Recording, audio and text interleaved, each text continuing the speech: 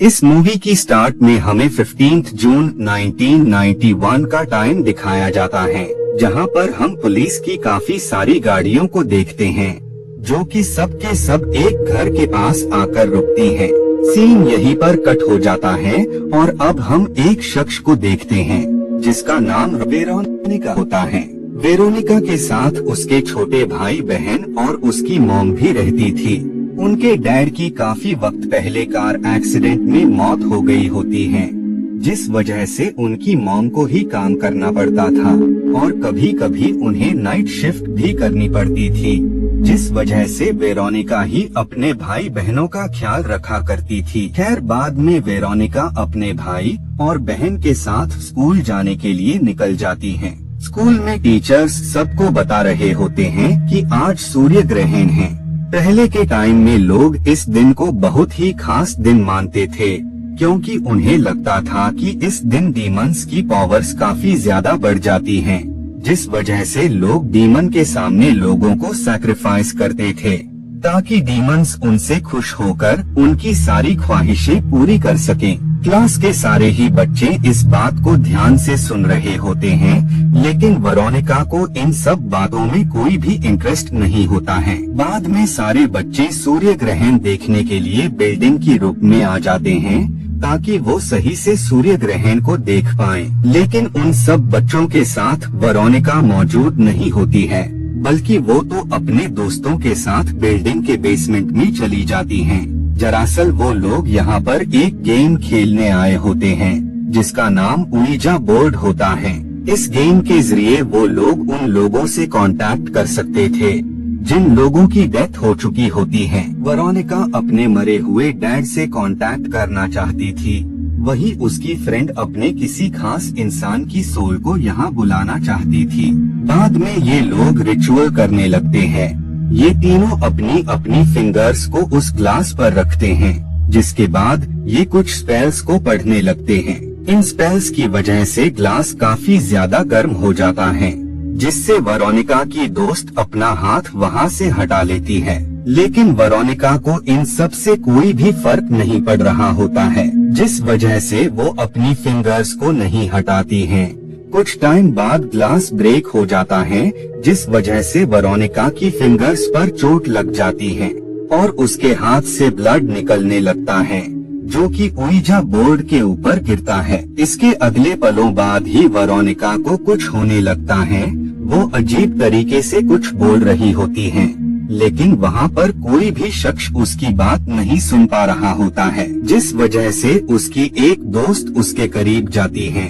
Veronica उसके कान में कुछ बोलती है, जिसके बाद वो काफी तेज शाउट करती है और वो बेहोश होकर गिर जाती है। बाद में जब वेरोनिका की आंख खुलती है तो नर्स उसे बताती है कि तुम्हारी बॉडी में आयरन की कमी है, जिस वजह से तुम बेहोश हो गई। इसीलिए तुम अपने खाने पीने का, अपनी डाइट का ध्यान रखो। बाद में जब वेरोनिका घर जाने के लिए निकल रही होती है, तो उसी दौरान ही उसकी नजर बिल्डिंग पर जाती है, जहाँ पर नन उसे काफी अजीब तरीके से देख रही होती है। वेरोनिका इस बात को इग्नोर कर वहाँ से निकल जाती है। नाइट में जब वेरोनिका खाना खाने के लिए बैठती है, तो उसे ये एहसास होता है कि कोई इनविजिबल पावर उसे खाने से रोक रही है। और उस इंसिडेंस के बाद उसे घर में हर तरफ अजीब सी आवाजें भी सुनाई देने लगती है। एक बार वेरोनिका अपने छोटे भाई को नहला रही होती है, तो उसी पल ही उसे काफी अजीब आवाजें आने लगती हैं, जिस वजह से वेरोनिका बाहर देखने जाती है, लेकिन बाहर उसे कोई भी शख्स नजर नहीं आता है। तभी उसी पर डोर खुद ब खुद ही लॉक हो जाता है। इस बात से वेरोनिका काफी ज्यादा डर जाती है। वही बाथटब में उसका भाई काफी तेज से शाउट करने लगता है। जब वेरोनिका वहाँ आती है, तो वो अपने भाई को बाथटब से बाहर निकालती है।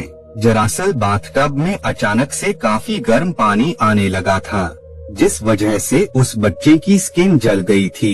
इस बात के लिए वेरोनिका अपने भाई से माफी भी मांगती है, जिस पर उसका भाई उसे जवाब देता है कि इसमें तुम्हारी कोई भी गलती नहीं है। बाद में जब वेरोनिका अपने बेड पर होती है, उसे वहाँ पर अपने डैड की सोल नजर आती है, जिनकी मौत काफी टाइम पहले ही हो गई होती है। उसी दौरान वेरोनिका को काफी सारी सोल्स अपने शिकंजे में जकड़ लेती है। इस बात से वेरोनिका काफी ज्यादा खौफ सदा हो जाती हैं और उसी दौरान ही उसकी आंख खुल जाती है। ये देखकर उसे काफी सुकून मिलता है कि ये सब सिर्फ उसका एक ख्वाब था और कुछ भी नहीं। नेक्स्ट डे वेरोनिका अपने क्लास में होती है, लेकिन वो नोटिस करती है कि उस इंसिडेंट के बाद उसकी दोनों दोस्त उसे इग्नोर कर रही है, यानी वो उससे बिल्कुल भी बात नहीं कर रही हैं। वेरोनिका इस बात से काफी परेशान हो जाती हैं, जिस वजह से वो उस नन के पास जाती हैं, जो कि उस बिल्डिंग से काफी अजीब तरीके से उसे देख रही थी। बाद में वेरोनिका नन के करीब जाती हैं।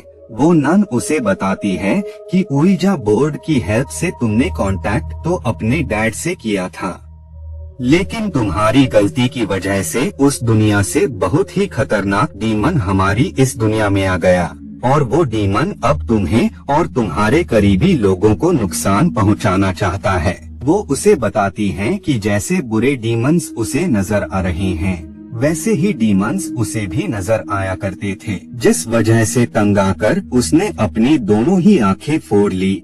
लेकिन इन सब का कोई भी फायदा नहीं हुआ। वो डीमन इसके बावजूद भी उसे दोबारा नजर आता रहा। वो नन वेरोनिका को बताती है कि तुम इस डीमन से नहीं खुद को और न ही तुम अपने करीबी लोगों को बचा सकती हो। अगर तुम इस डीमन से निजात पाना चाहती हो तो तुम्हें वापस से ओइजा बोर्ड गेम खेलना होगा, ताकि तुम उस रूह से संपर्क करके उसे उसकी दुनिया में वापस से भेज सको।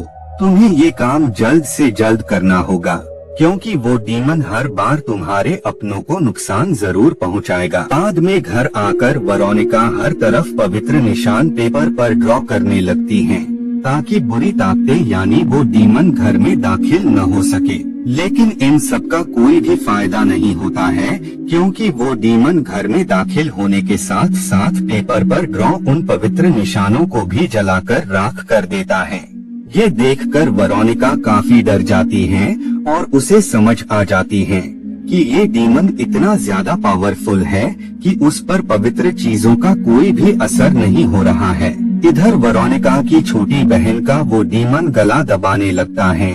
उसी दौरान ही वेरोनिका वहाँ पर उसकी हेल्प के लिए आ जाती है, लेकिन उसकी बहन इतना ज्यादा डर जाती है कि वो ये ब्लेम कर देती है कि वेरोनिका ही उसका गला दबाने की कोशिश कर रही थी।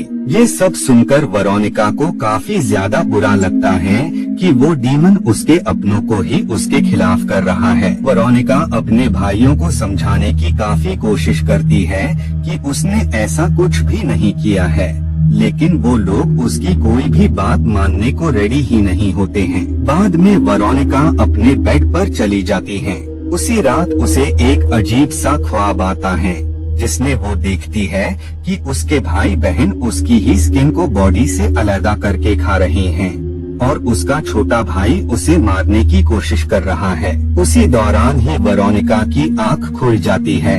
वो इस ख्वाब से काफी ज्यादा डरी हुई होती है। उसे अपने बेड पर भी काफी ज्यादा खून मिलता है और उसे मैट्रेस के नीचे काला निशान दिखाई देता है, जो कि उसे घर पर मौजूद हर एक मैट्रेस पर नजर आता है। ये देखकर वो काफी ज्यादा डर जाती हैं और वो वापस उसी नन के पास जाती हैं। वेरोनिका उस नन को उसके साथ हो रहे सारे वाक़ये के बारे में बताती है, जिस पर वो नन उससे कहती है कि वो डीमन हर वो मुमकिन कोशिश कर रहा है जिससे वो तुम्हारे अपनों को नुकसान पहुंचा पाए। तुम्हें हर हाल में ओइजा बोर्ड की हेल्प से उस शैतान को उसकी दुनिया में वापस भेजना होगा, इससे पहले कि वो कुछ और बुरा करे। जिसके बाद वेरोनिका अपने दोनों दोस्तों के पास जाती है, जिनके साथ मिलकर उसने ओइजा बोर्ड गेम को खेला था, और उसी की वजह से ही वो उस डीमन को अपनी दुनिया में ले आए होते हैं। लेकिन वेरोनिका जब उन्हें ओइजा बोर्ड गेम को वापस से खेलने का कहती है, तो इसके लिए वो लोग इनकार कर देते हैं।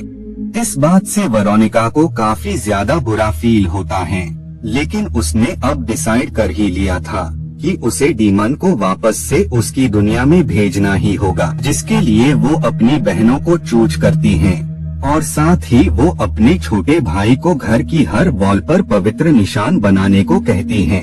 लेकिन वो डीमन उस बच्चे के जरिए पूरे घर में ईविल साइन बनवा देता है, जिससे जितनी भी बुरी और ईविल शक्तियाँ होती हैं, वो सब घर की तरफ अट्रैक्ट होने लगती हैं। इधर वेरोनिका अपनी बहनों के साथ उस गेम को खेलना स्टार्ट कर देती हैं। वो डीमन को उइजा बोर्ड के जरिए ये ऑर्डर देती है कि वो अपनी दुनिया में वापस लौट जाए, लेकिन वो डीमन वापस अपनी दुनिया में जाने से इनकार कर देता है और वो वेरोनिका और उसकी बहनों को डराने लगता है। इस बात से वेरोनिका काफी ज्यादा खौफसदा हो जाती है और वो पुलिस को कॉल करने लगती है। तभी उसी दौरान ही शैतान वेरोनिका के छोटे भाई पर अटैक कर देता है। ये देखकर वेरोनिका अपने भाई को बचाने के लिए उसी तरफ भागने लगती है और वो उसे लेकर बाहर आ जाती है।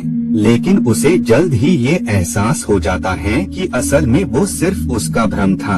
असल में उसका भाई घर के अंदर ही है, जिस वजह से वो वापस घर में जाती है और काफी ढूंढने के बाद उसे उसका भाई मिल जाता है। उसी दौरान ही वेरोनिका की नजर मिरर पर जाती है और तब उसे पता लगता है कि असल में जिस डीमन यानी शैतान को वो घर में हर तरफ ढूंढ रही थी, वो असल में उसी के अंदर ही था। उसी शैतान ने ही उसके जरिए उसके भाई बहनों को नुकसान पहुंचाने की कोशिश की होती है। वो शैतान वेरोनिका को पूरी तरह से अपने कंट्रोल में करने के लिए कई बार कोशिश कर चुका था। वेरोनिका को समझ में आ जाता है कि अपनी फैमिली को उस शैतान से बचाने के लिए उसे अपना सैक्रिफाइस करना होगा, क्योंकि वो डीमन ऐसे तो इनका पीछा छोड़ने वाला था नहीं। जिस वजह से वेरोनिका ग्लास के टुकड़े से खुद को खत्म करने की कोशिश करती है, लेकिन वो डीमन उसे रोक लेता है। उसी दौरान ही वहाँ ऑफिसर्स आ जाते हैं और वेरोनिका को ऐसा अजीब बिहेव करता हुआ देखकर काफी ज्यादा घबरा जाते हैं। उन्हें बिल्कुल भी समझ नहीं आ रही थी कि वेरोनिका ऐसी अजीब हरकतें क्यों कर रही है। वो ऑफिसर वेरोनिका को हॉस्पिटल ले जाते हैं। डिटेक्टिव घर में मौजूद वेरोनिका की फोटोग्राफ को देखते हैं, जो कि खुद ब खुद ही जलने लगती हैं। उसी दौरान ही डिटेक्टिव को हॉस्पिटल से कॉल आती है कि वेरोनिका की मौत हो गई है। बाद में वो डिटेक्टिव उस केस में डीमन को मेंशन करता है कि उसी डीमन की वजह से ही वेरोनिका की मौत हुई है। हैरत की बात होती है कि पहली बार ऐसा केस मिला था जिसमें किसी डीमन का जिक्र था। और इसी के साथ ये मूवी यहीं पर एंड हो जाती है।